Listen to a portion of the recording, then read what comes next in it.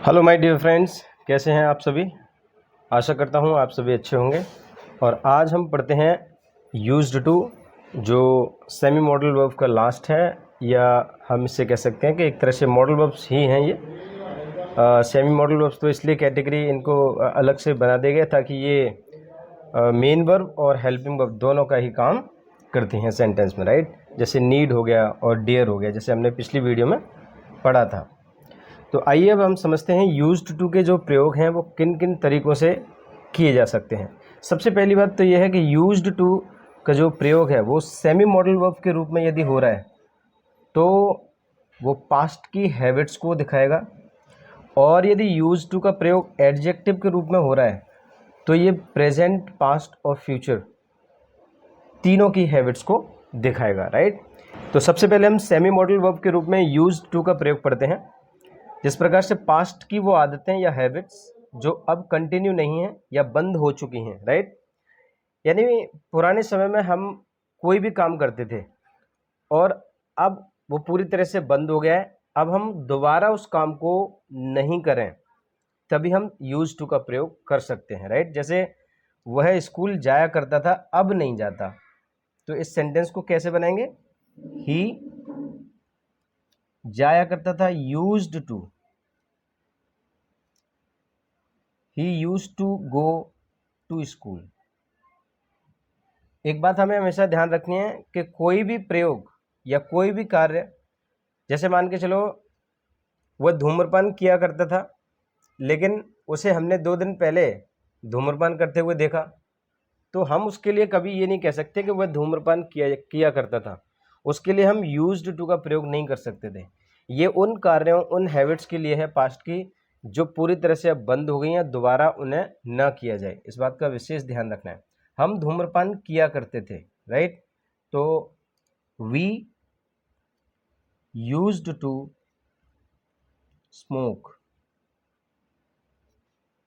मैं दिल्ली में रहा करता था, अब नहीं रहता। यानी कि दिल्ली में एक समय था जब हम वहाँ रहते थे या जब मैं वहाँ रहता था, अब नहीं रहता, तो मैं यूज टू का प्रयोग कर सकता हूँ क्योंकि ये एक मेरी पास्ट की एक हैबिट के बारे में मैं बात कर रहा हूँ, राइट। आई यूज्ड टू रहना यानी लिव इन दिल्ली, इन दिल्ली। जब मैं जवान था, इसी गांव में खेला करता था, right. When I was young, when I was young, कौन खेला करता था, मैं। तो सब्जेक्ट कौन सा लेंगे हम, आई। खेला करता था, used to play,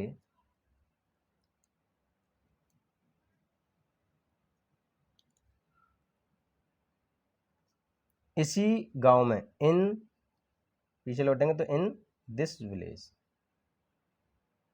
in this. अब देखिए जैसे यहाँ पर लिखा है वर्तमान यानी प्रेजेंट में किसी कार्य के प्रति आदी होना। आपने कई व्यक्तियों को देखा होगा, कई लोगों को देखा होगा जो किसी पर्टिकुलर काम को लेकर के हैबिचुएटेड हो जाते हैं, राइट। आदी हो जाते हैं, उसी चीज़ को कहते हैं हम आदी हो जाना, किसी काम के प्रति आदी हो जाना। जैसे हम बात करने के आदी हैं, या यूं कहें कि हमें बात करने की आदत है, राइट। तो इस सेंटेंस को किस तरीके से बनाएंगे, इसे बनाएंगे हम we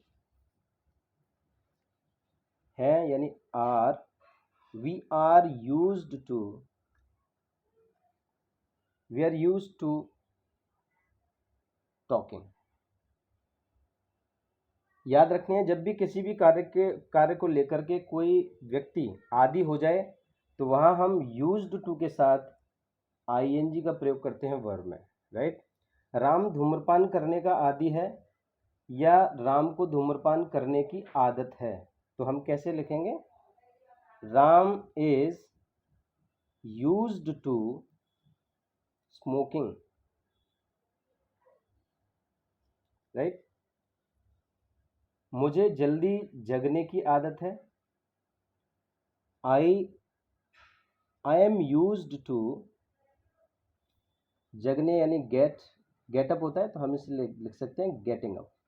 I am used to getting up early, right. इस तरीके से सेंटेंसेस हैबिचुएटेड जब भी कोई व्यक्ति किसी काम को लेकर होता है तो हम इस तरीके से बनाते हैं। अब देखिए ये पास्ट के रूप में यूज टू का प्रयोग किस तरह से किया जाएगा। जैसे भूतकाल, जैसे हम पास्ट कहते हैं, मैं किसी कार्य के प्रति आदी होना, राइट। जैसे वह झूठ बोलने का आदी था, या हम कहें कि उसे झूठ बोलने की आदत थी, तो ये किस समय को दर्शा रहा है, पास्ट को दर्शा रहा है, राइट। तो कैसे लिखा जाएगा, ही वॉज यूज्ड टू हो जाएगा बस यहाँ पर, he was used to telling a lie, he was used to telling a lie. लेकिन याद रखना है यहाँ पर हमें, क्योंकि ये किसी कार्य के प्रति आदी होना दिखा रहा है, तो यूज्ड टू के साथ क्या लगेगा, आईएनजी। वह साहित्य पढ़ने का आदी था, या यूं कहें उसे साहित्य पढ़ने की आदत थी, राइट। तो हम कैसे बनाएंगे, he was used to reading, क्या पढ़ने का आदी था, literature, right. He was used to reading literature. अब हम फ्यूचर में यूज टू का प्रयोग किस तरीके से होगा वो देखते हैं। अब तक हमने प्रेजेंट और पास्ट दोनों में इसका यूज देख लिया, जो कि किसी कार्य के प्रति आदी होना या उसे करते करते हैबिचुएटेड हो जाना के फॉर्म में हमने यूज टू का प्रयोग देखा। अब भविष्य में देखिए किस तरह से हो सकता है। जैसे यहाँ एक सेंटेंस है, तुम्हें बहुत जल्द इसकी आदत हो जाएगी, तुम्हें बहुत जल्द इसकी आदत हो जाएगी, यानी यू, ये फ्यूचर इंडेफिनिट जो गागी के पर खत्म हो रहा है, तो हम हेल्पिंग वर्ब क्या ले लेंगे, विल। यू विल, और बहुत जल्द इसके तुरंत बाद you will soon get, get माने होना या पाना, right. You will soon get used to this. अब आप कहोगे यहाँ पर आईएनजी क्यों नहीं आई, क्योंकि यूज टू इसकी लग गया ना, इसकी शब्द के लिए हमने क्या लगा दिया, दिस, तो इसमें आईएनजी की आवश्यकता नहीं है। अब नीचे वाले सेंटेंस में देखिए, उसे किताबें पढ़ने की आदत हो जाएगी, राइट। तो ही विल गेट माने होना या पाना, he will get used to, यहाँ तक बन गया, यूज्ड टू रीडिंग, अब इसमें आईएनजी लगेगा, right, reading books. He will get used to reading books, उसे किताबें पढ़ने की आदत हो जाएगी। तो आपने इन तीनों टाइम में यूज टू का प्रयोग देखा। अब जो यूज टू का अगला प्रयोग है वो है अवस्था दिखाने के लिए, राइट। अवस्था यानी जहां पर कोई काम नहीं हो रहा होता है, किसी प्रकार का कोई एक्शन नहीं हो रहा, बस स्टेट दिखाया गया है। जैसे मैं गायक हुआ करता था, बस ये बात बोली गई है, यहाँ कोई काम होना नहीं बताया गया, राइट। किसी काम के बारे में नहीं बताया गया कि कोई काम यहाँ पर हो रहा है, बस ये बताया गया कि मैं गायक हुआ करता था, मैं सिंगर हुआ करता था, मेरा भाई खिलाड़ी हुआ करता था। तो जैसे मैं अगर आपसे कहूँ ये एक पेन है, या फिर ये एक डस्टर है, ये एक अध्यापक है, तो ये सिर्फ बातें बताई गई, यहाँ पर कोई काम नहीं हो रहा, उनको हम बोलते हैं अवस्था बताना, राइट, स्टेट बताना। तो मैं गायक हुआ करता था, इस तरह के सेंटेंस कैसे बनाए जाएंगे, आई यूज्ड टू बी माने होना, I used to be a singer. अब आपने देखा यूज टू के साथ अगर हमने बी का प्रयोग किया है, तो वो इसका मतलब है कि ये एक अवस्था के बारे में बता रहा है, राइट। कोई काम यहाँ पर नहीं हो रहा, मेरा भाई खिलाड़ी हुआ करता था, तो my brother used to be, क्या हुआ करता था, खिलाड़ी, a player. She used to be a teacher, right. ये यूज टू का वो प्रयोग था जहां पर अवस्था बताई जा रही थी, स्टेट बताया जा रहा था, राइट। अब जो यूज टू का प्रयोग है वो है किसी व्यक्ति के पास किसी चीज का होना जब दर्शाया जाए, राइट। किसी चीज का होना, यानी मेरे पास कार हुआ करती थी, तो हम कैसे लिखेंगे, आई यूज्ड टू, अब यहाँ पर बी नहीं लगाएंगे, अब यूज टू के साथ हैव का प्रयोग होगा, I use to have a car, right. उसके पास कई किताबें हुआ करती थीं, उसके पास यानी ये लड़का भी हो सकता है, लड़की भी हो सकती है, तो हम ही या फिर शी लगा सकते हैं, ही और she used to have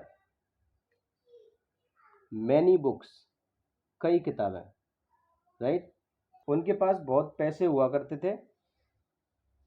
they used to have a lot of money, they used to have a lot of money, right. तो ये थे वो यूज जो आपने डिटेल में पढ़े यूज टू के।